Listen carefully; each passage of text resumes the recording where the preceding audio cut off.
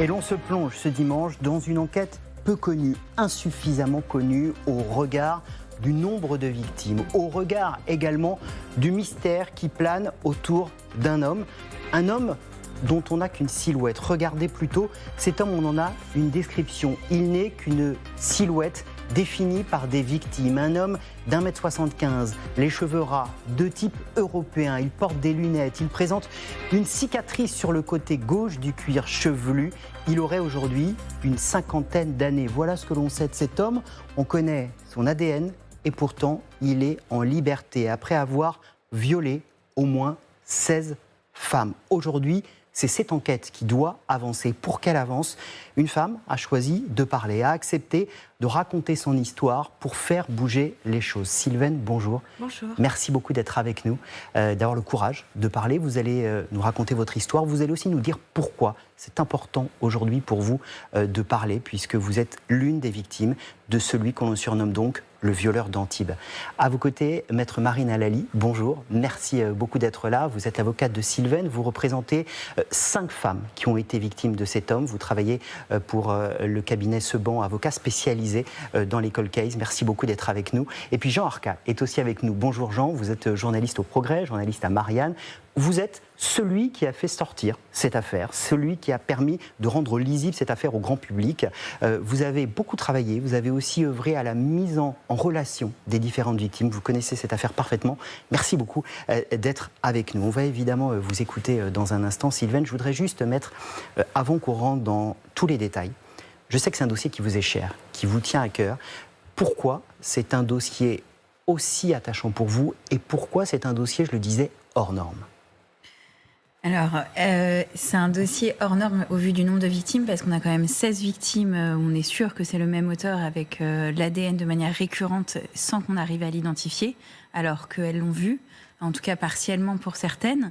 Et aussi, évidemment, c'est l'histoire de toutes ces femmes. J'ai l'honneur d'en représenter 5, dont Sylvaine aujourd'hui. Et quand on voit l'état de leur vie actuellement, les conséquences sur leur vie, c'est extrêmement impressionnant et ça donne nécessairement envie d'aller jusqu'au bout. Et c'est pas possible de se dire qu'on ne peut pas trouver cet homme. Cette histoire est folle parce que vous allez comprendre, et on va en parler longuement, qu'on a énormément d'infos sur cet individu, mais qu'on n'a pas réussi à l'identifier et que donc il est aujourd'hui dans la nature, peut-être avec une vie tout à fait normale, et que ces victimes, elles, ont évidemment pris à perpétuité. Sylvaine, vous êtes maquilleuse de mode. On est en 2003, vous avez une vie parfaitement heureuse, vous vivez à Antibes, vous faites des déplacements réguliers à Paris pour votre travail. Le 9 juillet 2003, vous êtes à Paris pour un défilé Givenchy. Le lendemain, vous allez faire un shooting photo pour le Figaro. Et puis le week-end, vous allez rentrer chez vous à Antibes, bien normalement. On est le vendredi 11 juillet 2003. Ce soir-là, vous êtes chez vous, votre soirée se déroule, vous allez aller vous coucher. Comment ça se passe? Il fait chaud, on est en pleine période de canicule. Oui, je suis sur Aix-en-Provence. Aix-en-Provence, pardon. Pas de souci. Effectivement, donc c'est la nuit du 11 ou 12 juillet. Comme d'habitude, je vais me coucher. Donc jusque-là, rien d'autre. Jusqu'à ce que je sente une masse plutôt impressionnante, en fait, qui me plaque au sol, dans mon lit, qui m'immobilise et surtout qui me menace d'un couteau. Et là, instinctivement, je me débats pas. Il me dit qu'il vient là pour me prendre de l'argent, pour me voler. Et rapidement, je comprends qu'il est là pour me violer. Donc, il me menace surtout d'un couteau. Et puis, il m'attache les mains dans le dos, il me scotche les yeux et il me met un espèce de sac en tissu. Et puis rapidement, je lui demande qu'il m'enlève ce sac parce que je suis en train de suffoquer et de paniquer.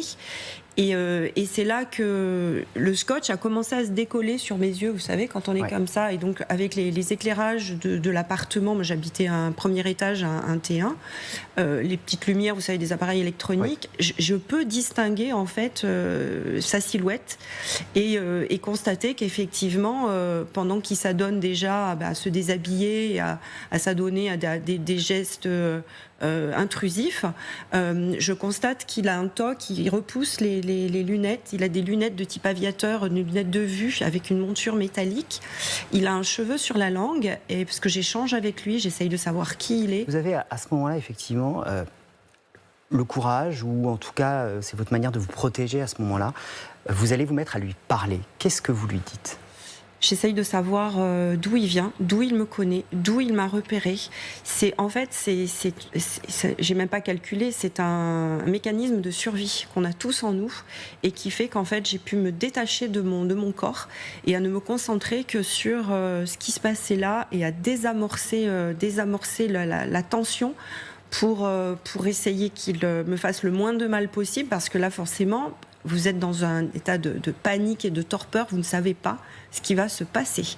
Vous voyez suffisamment de films et de choses à la télé, voire même de l'actualité, et effectivement, j'essaye de cerner le personnage, inconsciemment, de l'amadouer, de calmer le jeu pour essayer que ça passe, quoi. Vous dites quoi exactement ? Vous lui dites quoi ?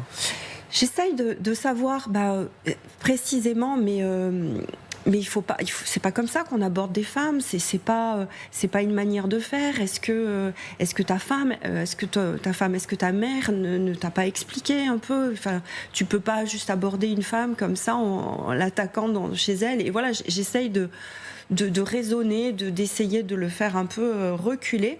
Et la seule chose qu'il me dit, c'est de me taire. Et les quelques mots, ça fait assez longtemps maintenant, je me rappelle plus précisément, mais ce qui est sûr, c'est que je parle encore plus jusqu'à ce que il s'adonne à d'autres gestes, et ça fait vraiment partie de son mode opératoire. Donc j'en parle ouvertement.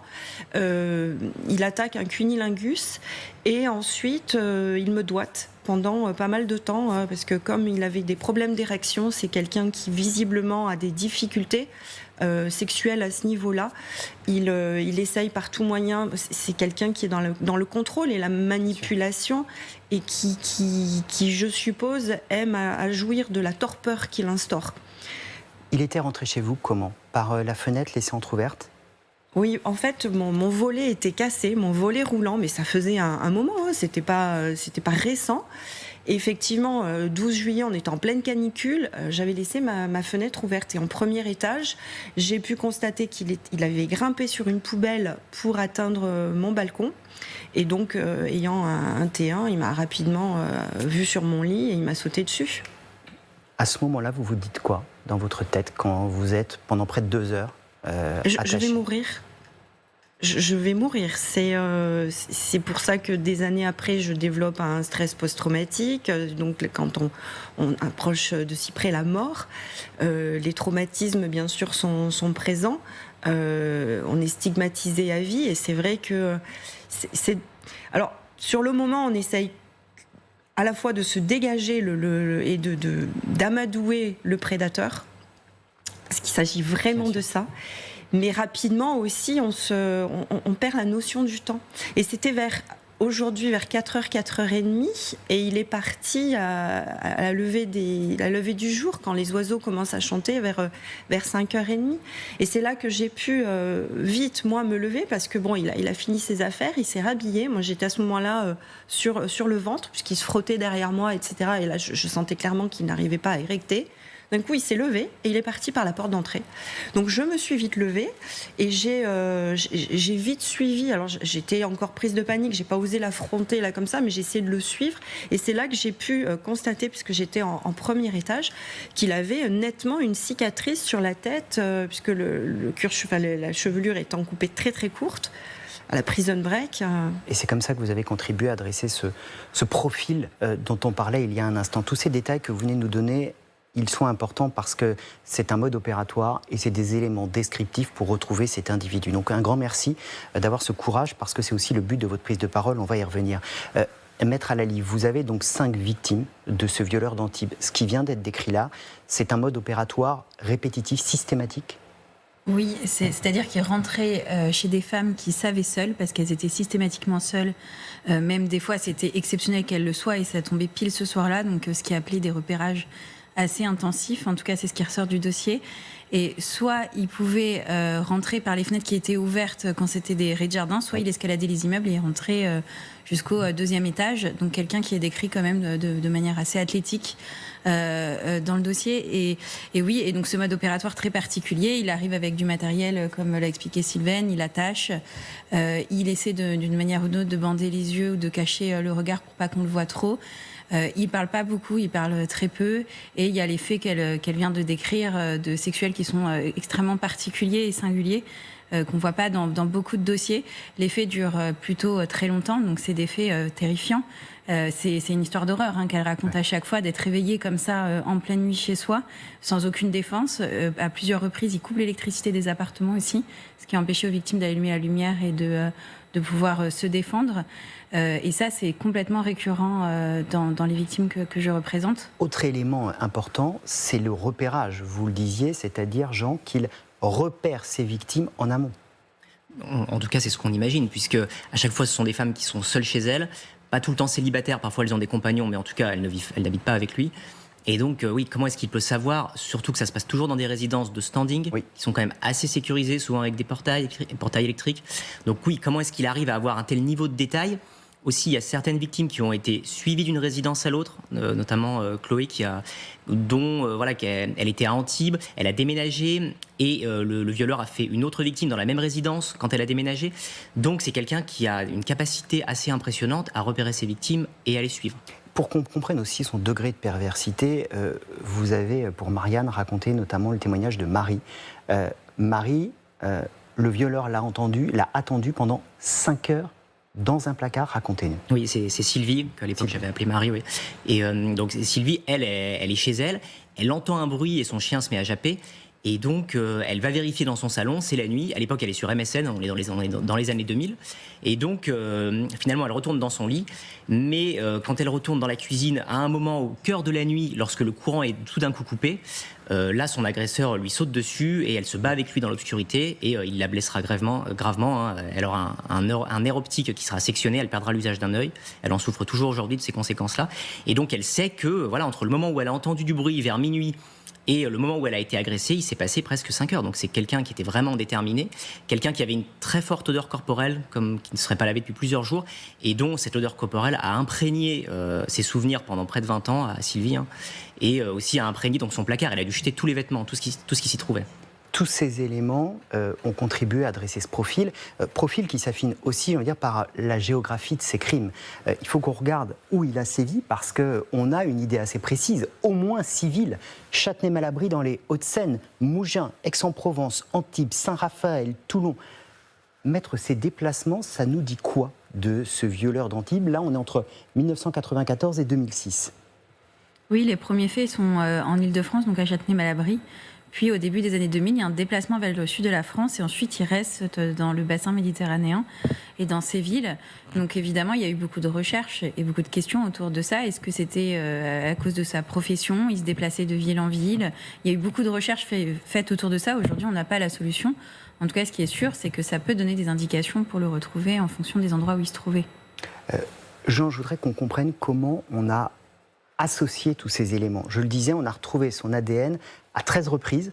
Et c'est comme ça qu'on a réussi à associer, à recouper les différents éléments et le parcours criminel de cet individu. Alors en fait, ce qui s'est passé, c'est que en 2005, il commet coup sur coup 2 viols à Antibes, 2 agressions très similaires. Et c'est à ce moment-là que son ADN est retrouvé sur ces 2 scènes de crime et que le profil génétique est établi. Donc à partir de là, on a le profil, mais il en est déjà à une dizaine d'agressions à ce moment-là. Mais auparavant, sur les agressions précédentes, on n'était pas allé récupérer l'ADN, on n'avait pas établi son profil. Donc c'est une fois qu'on a ces 2 agressions coup sur coup à l'été 2005 qu'on va chercher dans les dossiers précédents des agressions qui se sont passées sur la Côte d'Azur et qu'on ressort 8 ADN. Donc là, on en est à une dizaine 8 ADN supplémentaires, 8 scènes de crimes supplémentaires. Donc là, on en est à une dizaine d'agressions, on est à l'été 2005. Et donc à ce moment-là, c'est le moment où l'enquête démarre. Et donc il est surnommé le violeur d'Antibes, non pas par la presse, parce qu'il est passé complètement au travers des radars de la presse, mais le violeur d'Antibes par la police, parce qu'il y avait ces 2 viols coup sur coup à l'été 2005. Et donc ensuite, l'enquête, elle démarre péniblement, jusqu'en 2010, où cette fois, grâce à un rapprochement fait par le logiciel Salvac, qui avait déjà œuvré en 2005, donc c'est le logiciel qui permet de lier des crimes entre eux par le mode opératoire. Et donc à ce moment-là, on a 3 viols à Châtenay-Malabry, dont on a encore des scellés, dont on a le mode opératoire qui est très très similaire. Et donc en allant récupérer les vieux scellés qu'on avait conservés, on retrouve de l'ADN, et donc on ajoute 3 viols supplémentaires en 94, parce que la série dans le sud, elle commence à Aix-en-Provence en 2001. C'est ça qui est terrible, c'est qu'on a une géographie des lieux et on a une chronologie des faits. On en a fait une chronologie à partir de tous ces éléments. 94, 3 viols à Châtenay-Malabry. En 2001, des viols à Aix-en-Provence. En 2002, des viols à Antibes, à Saint-Raphaël. En 2003, des viols à Aix-en-Provence. En 2004, à Antibes, à Toulon. En 2005, à Antibes et à Saint-Raphaël. En 2006, à Antibes et à Mougins. C'est le profil d'un criminel en série, Marine Alali, j'allais dire malheureusement classique, qui nous apporte quoi? Qui, selon vous, nous donne quelle indication sur la fréquence, sur le fait de retourner dans les mêmes villes à plusieurs reprises? Ce qui est sûr, c'est quelqu'un qui a agi en toute impunité pendant des années. C'est-à-dire que on l'a cherché forcément beaucoup, et il a réussi jusqu'à aujourd'hui à échapper à toutes les tentatives d'enquête, depuis les viols à Châtenay-Malabry jusqu'au dernier dans la région d'Antibes. Et c'est cette impunité totale dans laquelle il vit qui fait qu'en fait, il recommence inlassablement, voire plusieurs fois dans la même résidence, oui, sans avoir peur d'être pris. Et c'est là où ça ouvre beaucoup de questions et ça montre la dangerosité de ce profil ouais, et qui, bien sûr, nous ouais, exige de nous qu'on trouve la solution. Ces résidences dans lesquelles il retourne, si on prend celle de l'Amadour à Aix-en-Provence par exemple, il y est allé 2 fois, en 2001 et 2003, pour qu'on ait une idée. C'est des résidences qui sont grandes, c'est des résidences de standing. Ça a aussi des fois influé l'enquête, parce qu'on cherche évidemment à savoir quel est le profil de cet homme. Est-ce que vous avez eu le sentiment d'un homme avec du charisme, d'un homme qui s'impose, d'un homme, on a parlé d'un militaire. Est-ce que ces choses-là vous parlent ? Vous savez, alors après, on va pas forcément mettre des étiquettes sur les gens, et ce serait une grosse erreur d'ailleurs, parce que manipulateurs, calculateurs comme ce genre d'individus, ils se font dans la masse, et c'est peut-être votre voisin d'à côté, et vous n'en avez aucune idée. Peut-être qu'effectivement, parce qu'il puait, hein, ça on l'a retrouvé, on a tout ce souvenir atroce de cette odeur, mais extrême. Peut-être qu'il avait les mêmes vêtements qu'il utilisait effectivement à chaque fois qu'il allait sur une scène comme de un crime. Rituel qui réutiliserait... Vous savez, aujourd'hui, on voit beaucoup effectivement de séries suffisamment inspirées de la réalité. Moi, j'aime à nommer Dexter, mais on est clairement dans la fiction qui a rejoint la réalité. Donc, dire précisément... Alors, effectivement, mon jardinier, il se trouvait... Je croyais que c'était lui. Donc, la police est allée l'arrêter, parce qu'il avait le même style de lunettes, même style de coiffure. Donc, peut-être qu'à l'époque, c'était un peu... la mode ou pas, en tous les cas, dans certains milieux socio-professionnels. En tous les cas, on aurait pu, à partir de son physique à lui, se faire quand même une idée. Et manque de bol, la police ne m'a pas sollicité pour un portrait robot à l'époque, alors que j'avais déjà quand même donné pas mal de détails. Et donc, de savoir dans quelle profession, en tous les cas, il est athlétique. Hein, il avait un pantalon un peu treillis, etc. Parce que moi, je l'ai vu courir et s'éloigner. Mais encore une fois, on ne sait pas si c'est ses habits de tous les jours. Ce qui est sûr, c'est que son scotch laisse à penser que il est habitué avec vous savez, les scotch orange. Oui. C'est quand même particulier aussi. C'est intéressant ce que vous dites, parce qu'on a tiré des fils comme ça. Quand je disais un militaire, Marine Alali, ça a été une des hypothèses, parce qu'athlétique, parce que capable de grimper des balcons, courant vite, une carrure, les cheveux courts.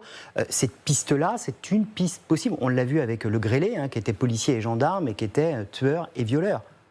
Oui, la piste militaire, à cause des vêtements qui étaient décrits par Sylvaine notamment, et du côté athlétique et de l'odeur, donc quelqu'un peut-être de sportif qui s'était pas lavé. Il y a eu aussi beaucoup de recherches sur tout ce qui était les gens qui travaillent dans les immeubles, vu que ça se reproduit dans les mêmes immeubles et que l'auteur des faits avait l'air de bien connaître les lieux. Donc on a cherché évidemment les gens qui pouvaient travailler dans le bâtiment. Enfin, il y a eu beaucoup de recherches sur beaucoup de pistes différentes, mais pour l'instant aucune n'est aboutie. Donc peut-être qu'en fait ça n'a absolument rien à voir et qui fait un métier qui est complètement différent de ceux qu'on a suspectés. En tout cas, pour l'instant, ça n'a pas permis de déterminer qui il était. Oui, on a étudié, je me souviens d'un papier que vous aviez écrit, vous parliez du fameux scotch dont vous parliez à l'instant, vous évoquiez aussi les tableaux électriques, on s'est dit, est-ce que c'est un électricien, ce scotch, est-ce que ça peut nous ramener à une profession? On a tiré ces fils-là.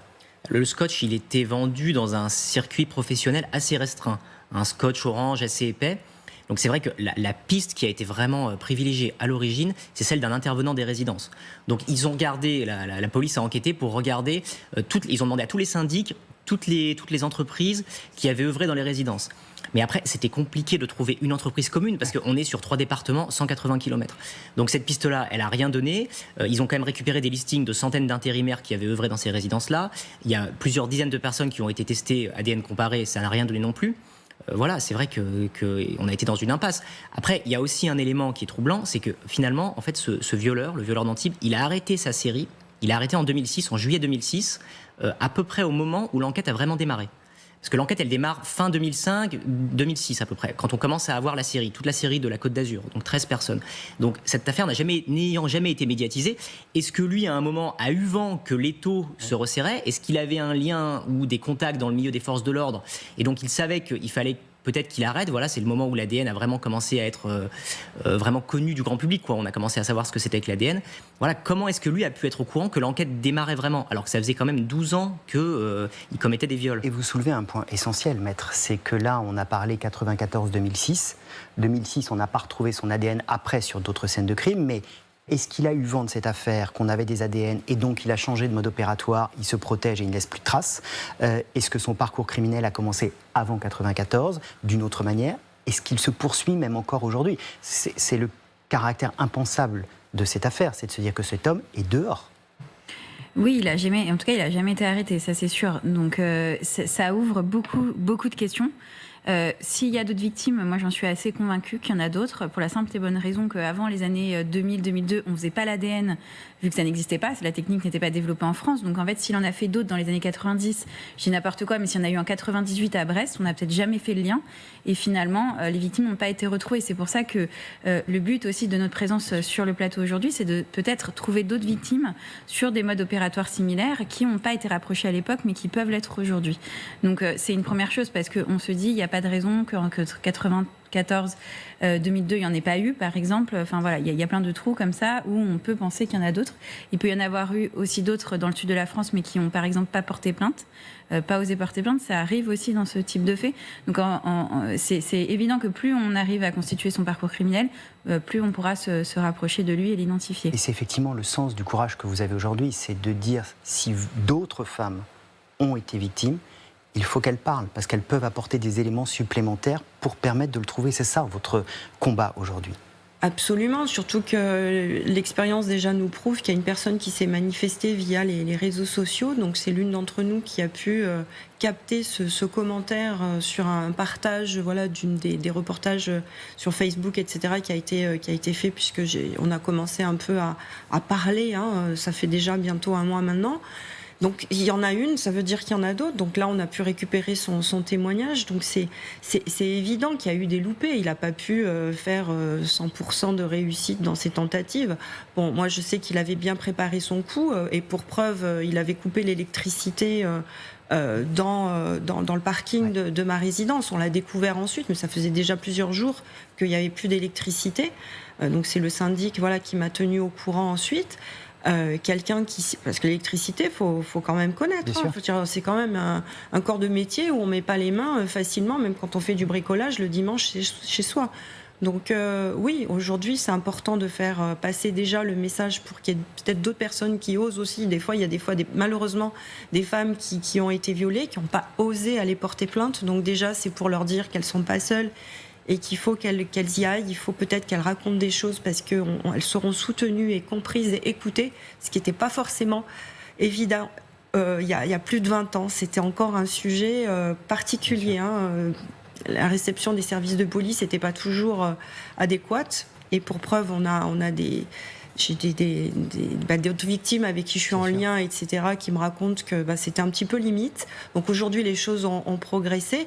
Et puis, il faut surtout que nous, on avance aussi au niveau juridique, au niveau du dossier, parce que on est confronté à malheureusement, de l'administration, dont Maître Alélie pourra parler, mais voilà, on n'a pas forcément... Vous savez, on est traumatisé à vie, stigmatisé pour simplifier, mais qui est prescription sur un dossier pour nous aider financièrement, parce que nos vies ont changé.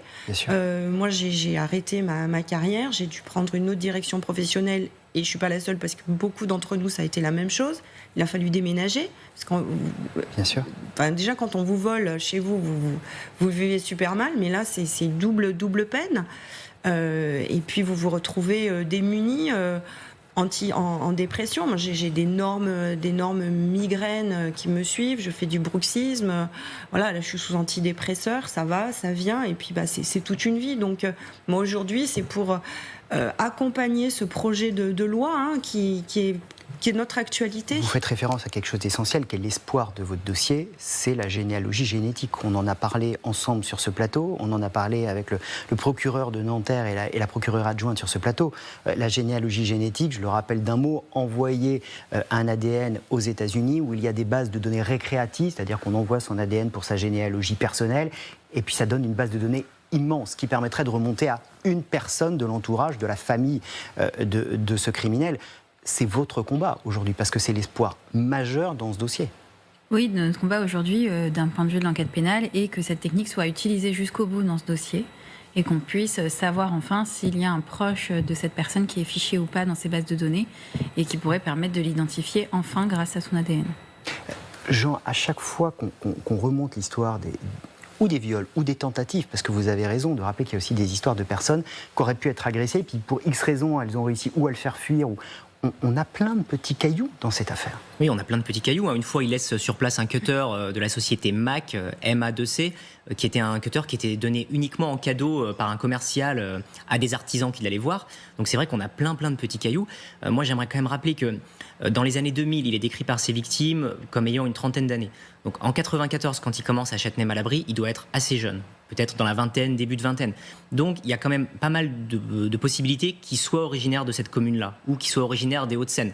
Les 3 résidences où ont lieu les viols à Châtenay-Malabry avaient toutes la même agence, une agence qui était basée à Sceaux, l'agence foncière à l'époque. Les enquêteurs avaient cherché de ce côté-là s'il aurait pu travailler dans une agence où il avait accès au listing des personnes, des femmes qui vivaient seules. Donc on peut quand même se dire qu'il vient certainement des Hauts-de-Seine. Ça, c'est quand même, c'est pas une certitude, mais il y a des chances. Il avait une vingtaine d'années avant de partir dans le sud. Il y a des gens qui ont dû le fréquenter, à l'époque, au lycée ou autre, ou un peu plus tard, après, en parcours d'études, et qui doivent se rappeler, d'une personnalité peut-être un peu étrange, un peu borderline, et d'une personne qui après serait partie s'installer à Antibes ou à Aix-en-Provence, en tout cas, sur la Côte d'Azur. Ça peut réveiller des témoignages. On sait à peu près quel âge il avait, on sait à peu près son parcours, où est-ce qu'il a vécu. Donc c'est vrai qu'il y a des gens qui doivent se rappeler, qui pourraient témoigner, et c'est important s'il y a des gens qui... Comme cette affaire n'avait jamais été médiatisée auparavant, ça fait 20 ans qu'il est dans le FNA avec son ADN. 20 ans. 20 ans que ça tourne. Cette affaire, elle en rappelle d'autres. Le chat qui est passé par les balcons, elle rappelle même Dino Scala, qui a sévi pendant des années, et des femmes qui décrivaient une odeur de rouille, qui décrivaient un bleu d'usine. Vous avez d'autres dossiers comme ça vous en rappelle d'autres, où il y a autant d'éléments sans qu'on arrive à identifier la personne?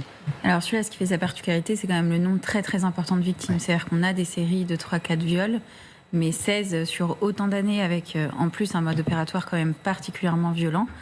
C'est un des seuls, et je pense que c'est un des seuls en France. C'est pour ça qu'il faut mettre tous les moyens sur ce dossier.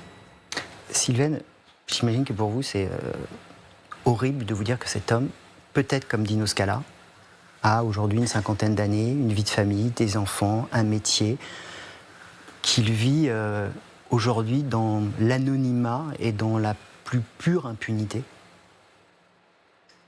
C'est clair que moi aujourd'hui je vis ça comme une injustice, et mes collègues aussi. Je veux dire, on n'a qu'une envie, c'est de vraiment au moins mettre un nom sur un ADN ou un visage s'il est encore vivant, parce qu'après effectivement, soit il est parti à l'étranger, soit il s'est suicidé, parce qu'il y en a qui sont tellement tarés qu'ils finissent par mettre fin à leur vie, et puis ou alors effectivement il est clairement rangé, il a réussi à s'intégrer, à se constituer une famille, et j'espère bien qu'on va l'attraper, parce que je voudrais quitter cette terre en ayant pu clôturer ce dossier, même s'il est mort, mais au moins qu'on sache qu'on le trouve.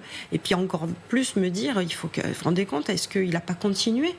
C'est affolant, de se dire, ça m'est arrivé, en plus, j'en parlais hier avec mes amis, il y a une chance sur je ne sais pas combien pour que ça vous arrive, et de vous dire, punaise, c'est arrivé. Et là, en plus, quand j'ai découvert qu'il y avait d'autres personnes dans ma résidence, et qu'il y a toujours ce mec-là qui revient et qui guette, et qui manipule et qui réfléchit, qui calcule ce qu'il va faire. Il y a vraiment des tarés, il y en a vraiment de partout. Moi, c'est surtout ça qui me reste aujourd'hui. Et me dire, mais il faut que ça cesse, et il faut que la loi nous aide, et l'administration nous aide, pour qu'on est à un tournant où la technologie, ça y est, elle est là. La généalogie génétique est votre espoir. Vous nous parliez de votre reconstruction difficile. Est-ce qu'avoir un nom, ça changerait beaucoup pour vous? Ah oui, oui. C'est rester comme ça avec un X, c'est quelque part savoir qu'on rend justice. Et on a un pays qui est fort de cette valeur. Et au-delà de ce qu'on défend comme opinion, je pense que ça, c'est quelque chose qui est commun à tous. Et jusqu'à ce que ça frappe à votre porte, je pense que c'est à ce moment-là que vous vous dites, oui, c'est important qu'on fasse avancer les choses au niveau juridique et au niveau même des prescriptions, etc. Parce que les années changent, les décennies changent et on doit se moderniser et s'adapter. Et là, aujourd'hui, je pense qu'on peut plus... Nous, en tous les cas, on encourage énormément notre ministre de la Justice qui prend une initiative extraordinaire. Qui est favorable à la généalogie génétique. Ouais. Maître, ce dossier, il est aujourd'hui au pôle Cold Case de Nanterre. On travaille dessus, il avance. Il y a un espoir concret pour vous qu'on y arrive? Oui, il y a un énorme espoir par la saisine du pôle Cold Case et les nouveaux enquêteurs qui ont tout repris depuis le début. On a parfaitement confiance en eux. Maintenant, on attend d'avoir des résultats, évidemment. Et je voudrais juste ajouter quelque chose à propos de Sylvaine. C'est vrai que sa prise de parole, elle a été mal comprise par moments. Faut voir que Sylvaine, elle a été dépossédée de son libre arbitre lors de ce viol, qui a été terrible pour elle. Et c'est une façon pour elle, aujourd'hui, de reprendre le contrôle des choses et de pouvoir être actrice de sa vie et de plus subir. Elle a subi pendant des années en pensant que l'enquête était bien faite, en attendant. Elle n'a jamais eu de réponse et aujourd'hui, elle reprend les choses en main et je pense que c'est indispensable pour sa reconstruction. Et c'est pour ça qu'elle est sur le plateau aujourd'hui. Et c'est évidemment extrêmement courageux. Et je pense qu'il faut l'entendre et elle a toute sa place d'être parmi nous aujourd'hui. Et encore une fois, un grand merci pour votre courage. Pour finir, on va parler des autres victimes. Un mot, parce que vous aviez toutes le même profil, il faut aussi le dire. Il s'en est attaqué à des femmes jeunes, belles, en pleine activité. Et c'est à chaque fois le même type de femmes auxquelles il s'en est pris. Oui, c'est toujours un profil à peu près similaire, même si elles n'avaient pas forcément la même profession. Et voilà, mais je voudrais avoir un mot pour ces victimes avec qui j'ai pu m'entretenir, qui ont été quand même abandonnées par la justice, on peut le dire. Hein. La plupart n'ont eu pratiquement jamais aucune nouvelle. De temps en temps, un courrier. Quand elles se rendaient au commissariat, elles n'avaient aucune information. Voilà, je pense à Sylvie, à qui on a dit qu'elle avait de la chance de ne pas avoir été violée, alors qu'elle garde des séquelles encore 20 ans après. À Cathy aussi, voilà, qui dit qu'elle ne retrouvera jamais son sommeil. Voilà, que cet homme a brisé complètement sa confiance. Donc voilà, ces victimes-là, l'affaire a quand même été classée par un non-lieu en 2018. Hein, elle a été réouverte l'année dernière en juillet 2024, mais il y a eu un non-lieu par le tribunal, rendu par le tribunal de grâce, rendu en 2018. Donc c'est aussi ces femmes-là qu'il faut penser aujourd'hui. Elles méritent de connaître la vérité. Et leur parole a été portée par vous, Sylvaine, par votre courage. Un grand merci d'avoir accepté de venir, de votre confiance, pour être venu sur le plateau d'Histoire criminelle. Merci beaucoup, Maître. On va suivre évidemment ce dossier grâce à vous et grâce à votre travail, Jean, pour Le Progrès et pour Marianne.